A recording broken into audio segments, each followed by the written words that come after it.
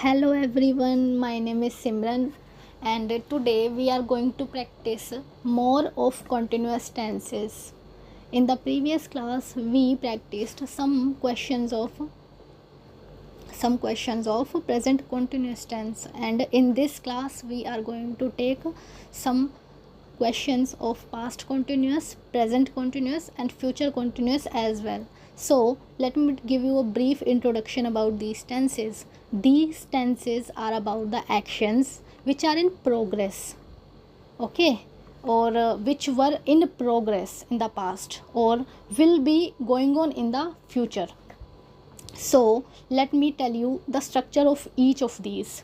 So for present continuous tense we use the structure as: first we use the subject which is performing an action. For example, if I say I am teaching you, so teaching is verb here, and who is performing this verb, which is me.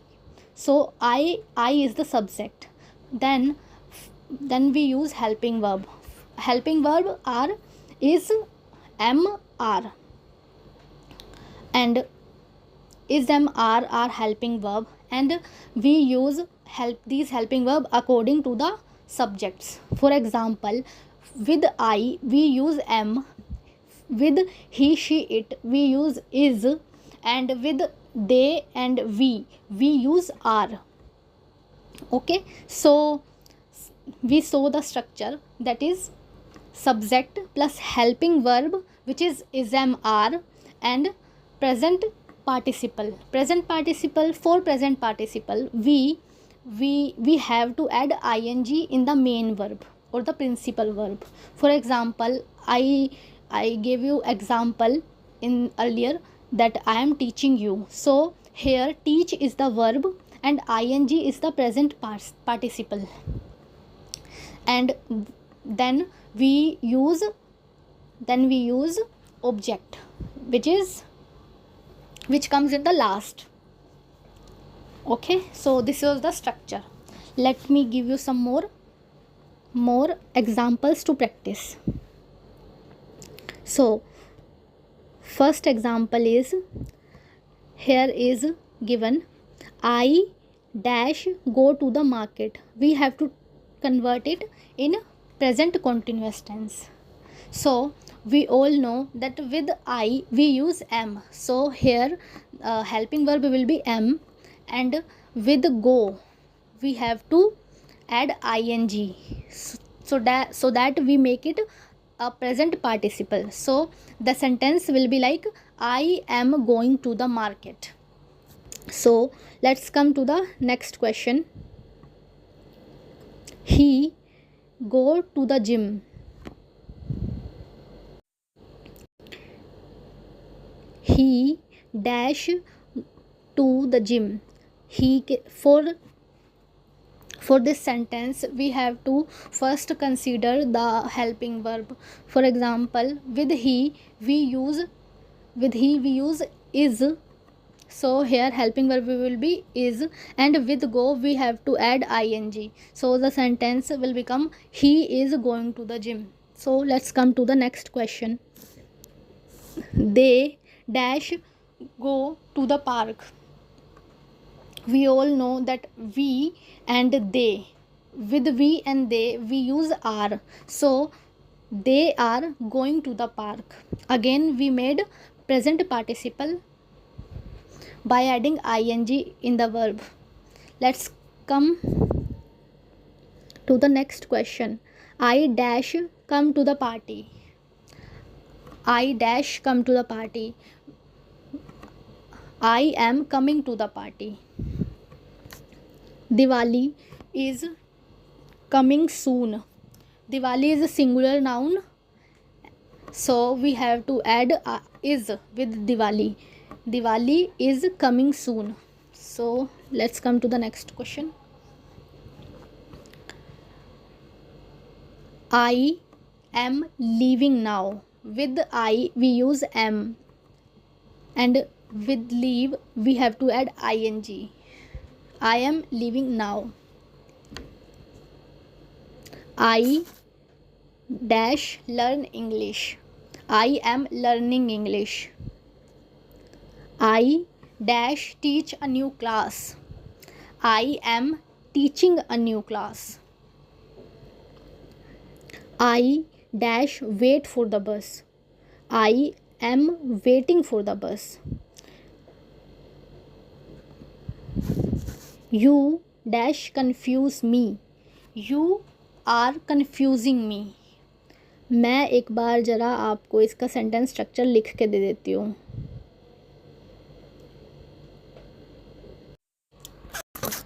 So I told you the structure of present continuous. Let me write it.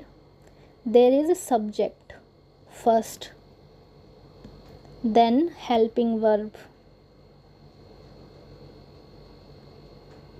which is, am and are. Then we use verb.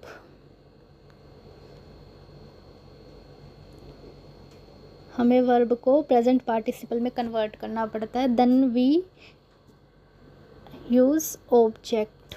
जो भी sentence में बच जाता है उसको हम object बोलते हैं और वो सबसे लास्ट में आता है. ठीक है.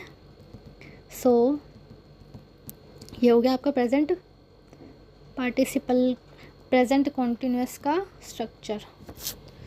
सो let me tell you one more thing. हम सब्जेक्ट के हिसाब से जो है हेल्पिंग वर्ब को यूज़ करते हैं. फॉर एग्ज़ाम्पल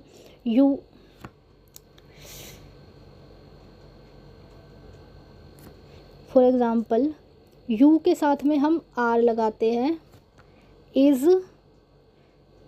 इज़ जो है हमारा वो ही शी, और इट के साथ में हम इज़ यूज़ करते हैं, और आई के साथ में हम एम लगाते हैं. एम. और दे इज़ प्लूरल, तो हम दे के साथ में भी जो है आर लगाते हैं. ठीक है. सो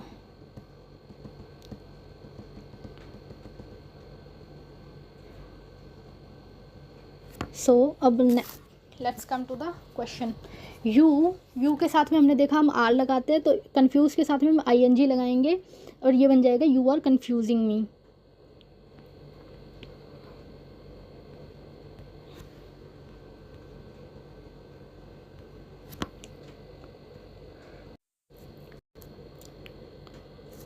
He dash earn money now. He is earning money now. You के साथ हम आर लगाते हैं, शिवर के साथ में हम ING लगाएंगे, और you are shivering with cold. You dash behave like a fool. So here you के साथ में हम आर लगाएंगे, बिहेव के साथ ING, then it will become you are behaving like a fool. Next, my body is a singular, so we will use is with it. So my body is aching. Ache means pain होना, ache is verb भी होती है. So your tea dash get cold. So your tea is getting cold.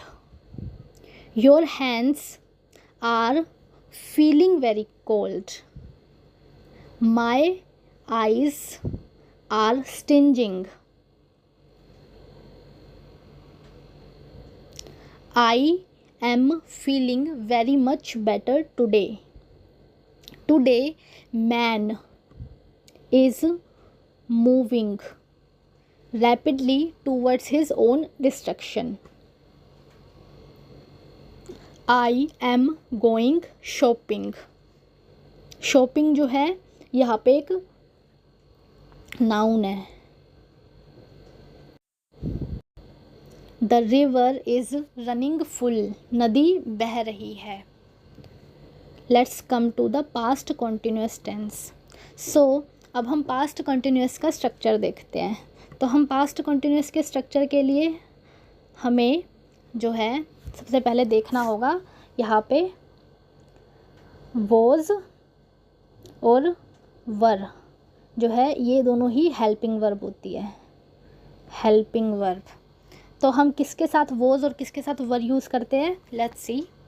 You के साथ हम लोग were use करते हैं, आई के साथ हम लोग वॉज यूज़ करते हैं, वी के साथ हम लोग वर यूज़ करते हैं, दे के साथ भी हम लोग वर यूज़ करते हैं,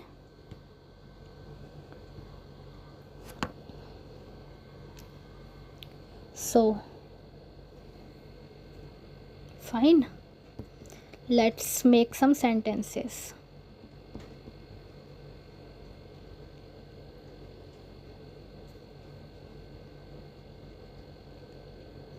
We dash to the market when it started raining. तो हमें इसमें बताना है कि कौन सा सब्जेक्ट, कौन सा हेल्पिंग वर्ब इसमें आएगा. वी के साथ हमने देखा कि हम लोग जो है वर यूज़ करते हैं, तो इधर हम we were going to the market हो जाएगा.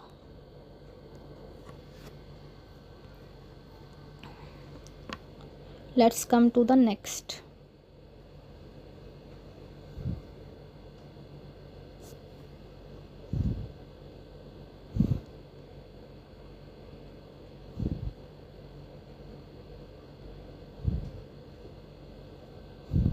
I dash a letter when the phone rang. तो आई के साथ हम लोग वॉज यूज़ करते हैं, तो इधर हो जाएगा I was writing a letter when the phone rang.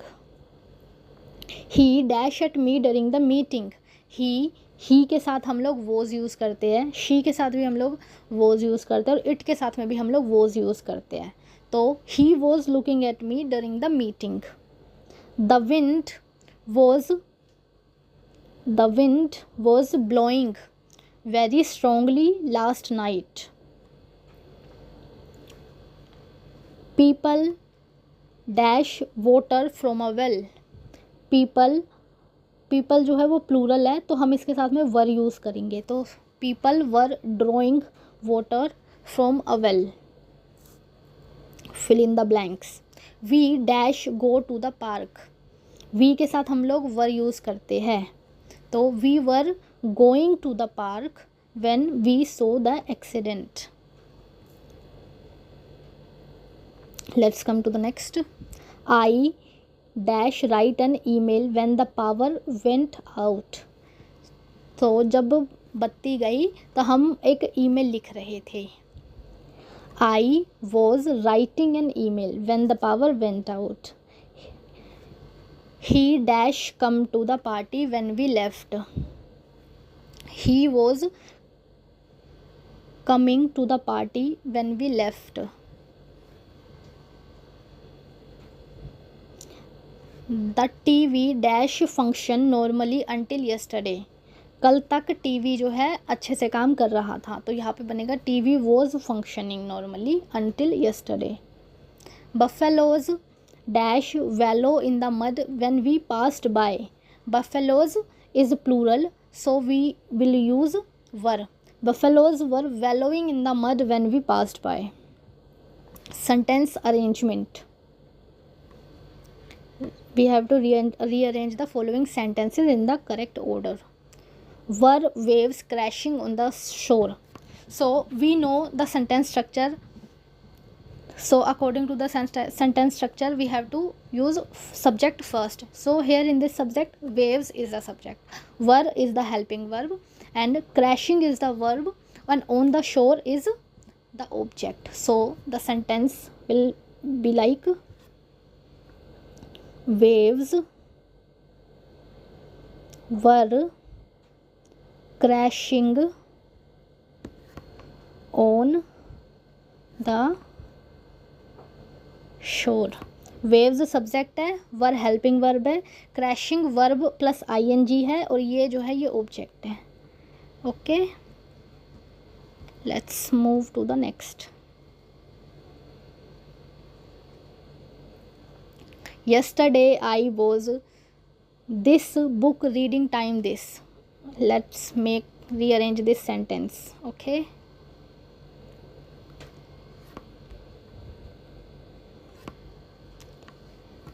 so here the subject is I. Verb is was. Helping verb, I mean. Helping verb is was.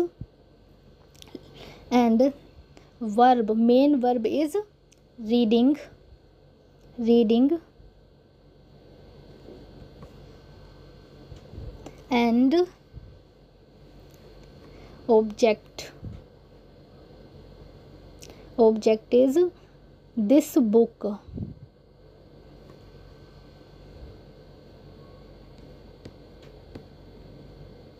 And yesterday in the last. Fine. मेरी writing बहुत ख़राब है.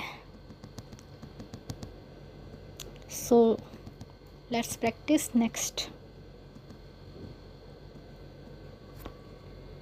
The Q standing in he was. तो ये इस तरीके से बनेगा. Here the he is the subject, was is the helping verb, standing is the main verb plus participle, in the queue is the object. Fine, let's move to the next.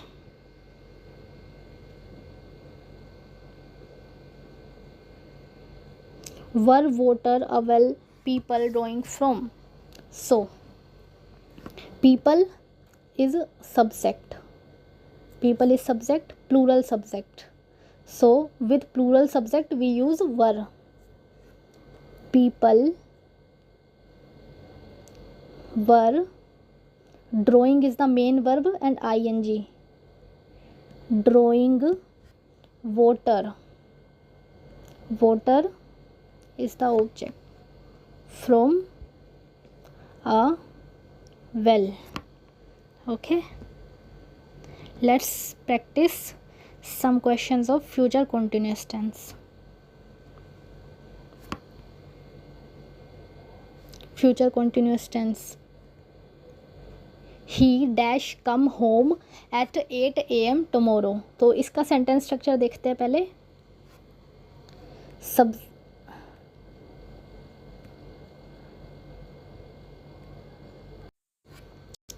So future continuous tense के लिए sentence structure ऐसे बनता है. Subject जो कि action को करता है, फिर विल बी हेल्पिंग वर्ब होती है, फिर मेन वर्ब आती है, उसके साथ में फ्यूचर पार्टिसिपल बनता है आईएनजी लगा के. उसके साथ में हम जो है आईएनजी लगा के पार्टिसिपल बनाते हैं. Then object in the last. Okay, so we will see some questions.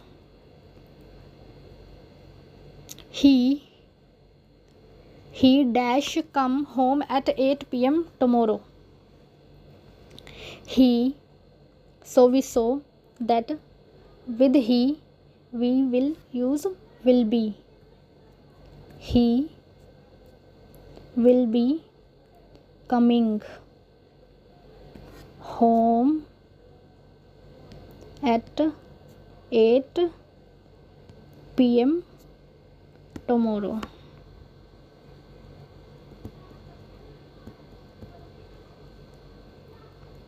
Let's come to the next. He dash study for his exams next week. He will be studying for his exams next week. I dash teach this time tomorrow. I will be teaching this time tomorrow. I dash study this book this time tomorrow. अब जब हम इसको future continuous में convert करेंगे तो हिंदी में sentence ऐसे बनेगा कि मैं कल इस वक्त इस बुक को पढ़ा रहा होऊंगा. यानी कि फ्यूचर में कोई एक्टिविटी जो है, कोई एक्शन जो है वो ऑन गोइंग होगा, तो हम उसके लिए प्रेजेंट कंटिन्यूस लगाते हैं. ठीक है, तो यहाँ पे I will be studying this book this time tomorrow. You dash speak English fluently soon. You will be speaking English fluently soon. इसका मतलब है कि आप जल्दी ही फराटेदार अंग्रेज़ी बोल रहे होंगे. He dash watch TV in the evening. He will be watching TV in the evening. So let's come to the next.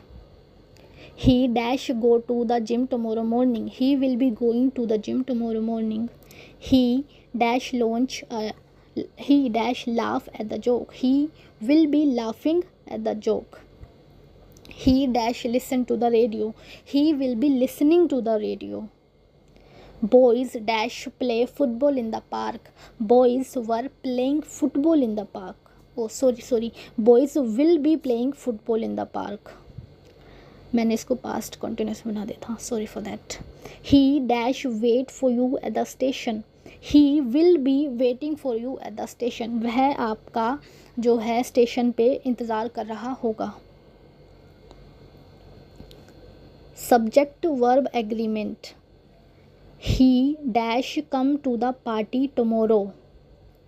He will be coming to the party tomorrow.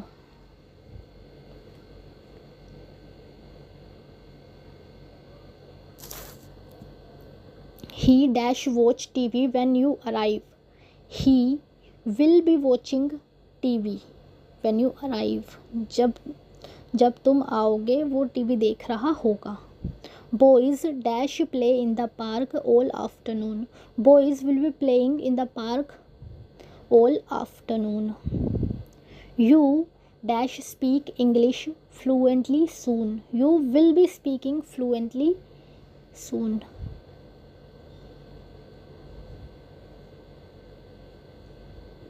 यहाँ पे हमें जो है ना सेंटेंस बताना है, सेंटेंस को arrange करना है.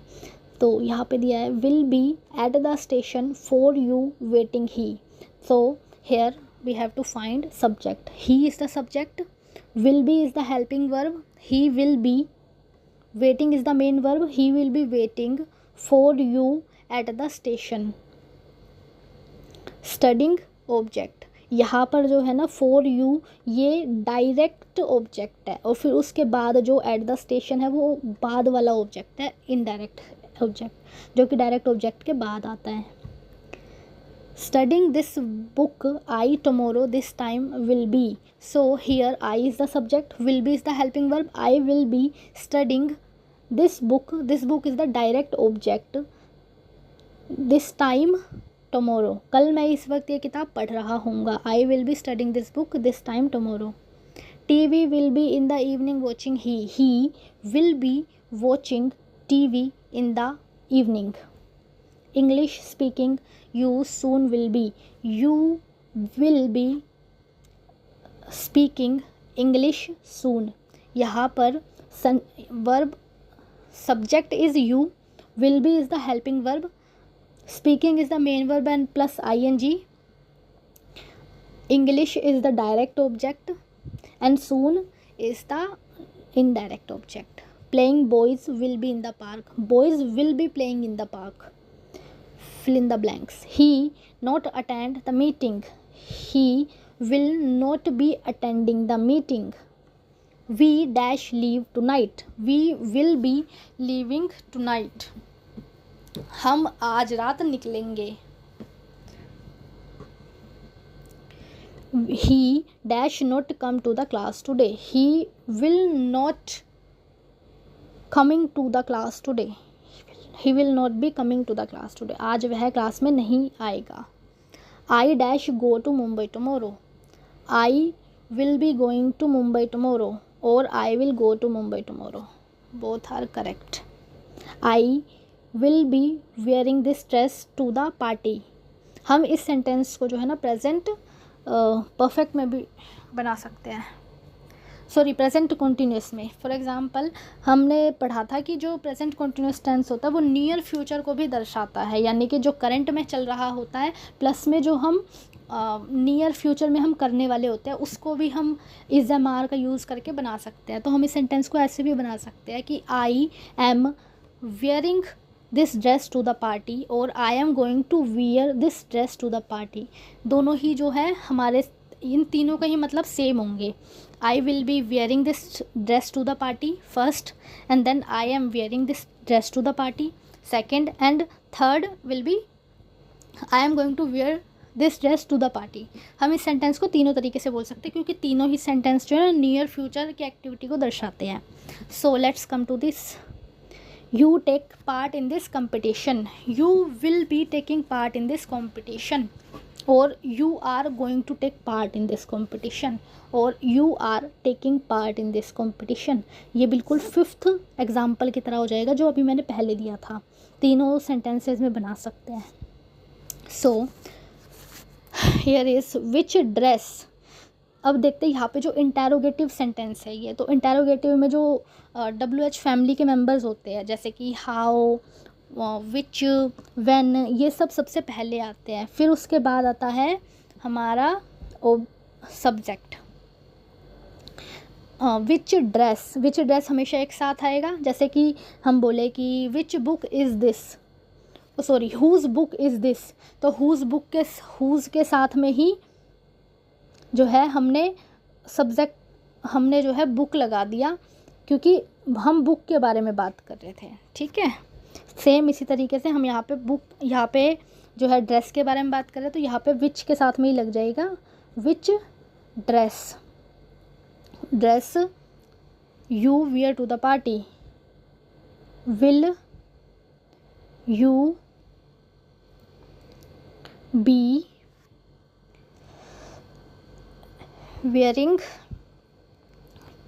to the party. जो इंटेरोगेटिव सेंटेंस होता है उसका सेंटेंस स्ट्रक्चर इसी तरीके से बनता है. आप अभी इसको देख लो, मैं आपको इसको बाद में करवाऊंगी जब मैं interrogative sentences कराऊंगी.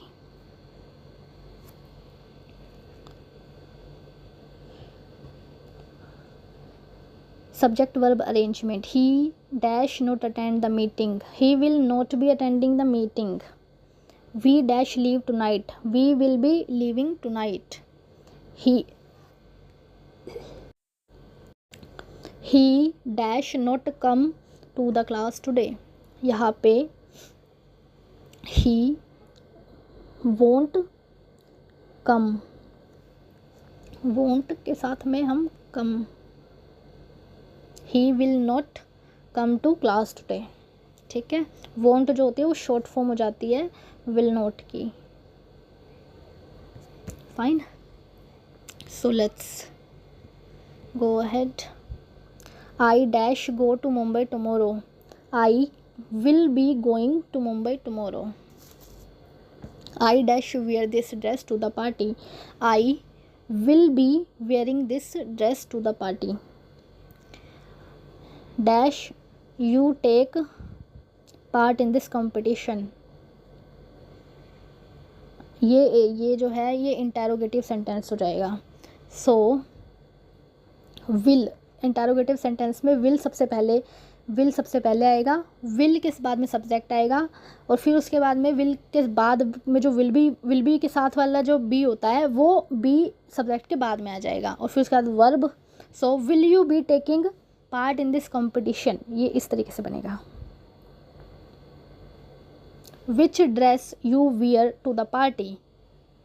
Which dress will you be wearing to the party.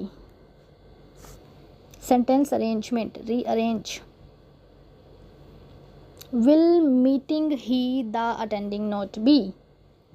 Subject is he. Subject is he. Will be is helping verb. Note, ये नेगेटिव सेंटेंस हो जाएगा, तो नेगेटिव सेंटेंस के लिए हम वर्ब से पहले नोट लगाते हैं और हेल्पिंग वर्ब के बाद में नोट लगाते हैं. यानी कि subject, then helping verb, then not, then main verb.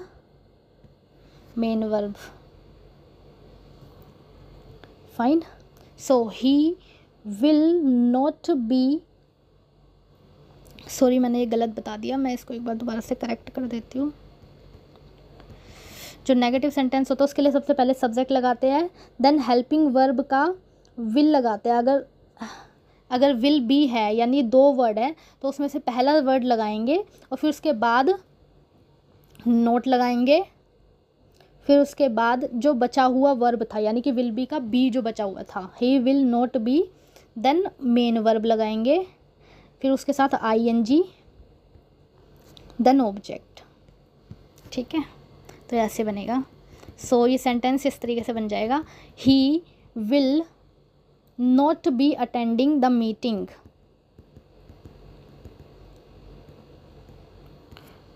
Tonight we will leaving. So we is subject, will be is helping verb, leaving is the main verb and tonight is the object. So we will be leaving tonight. Want today the he to class coming be, इसको पढ़ो और फिर उसके बाद में he won't be coming to the class today. I dash Mumbai will be going tomorrow too. I will be going to Mumbai tomorrow. This time I party to be the wearing dress. Okay. I will be wearing this dress to the party. आप इन sentences को खुद try करना. You part taking be this in, okay, let me, you will be taking part in this competition. To wearing, you will be wearing the dress to the party. So here sentences ends.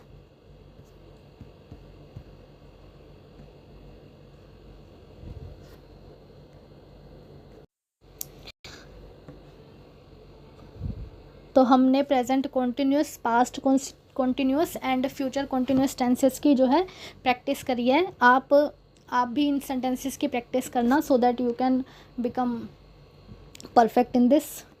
And in the next class I will complete present continuous, past continuous and future continuous, and then present perfect continuous and past perfect continuous and future perfect continuous will be remained. So I will complete in next class, in the subsequent classes. Fine, thank you. Please subscribe if you like these classes.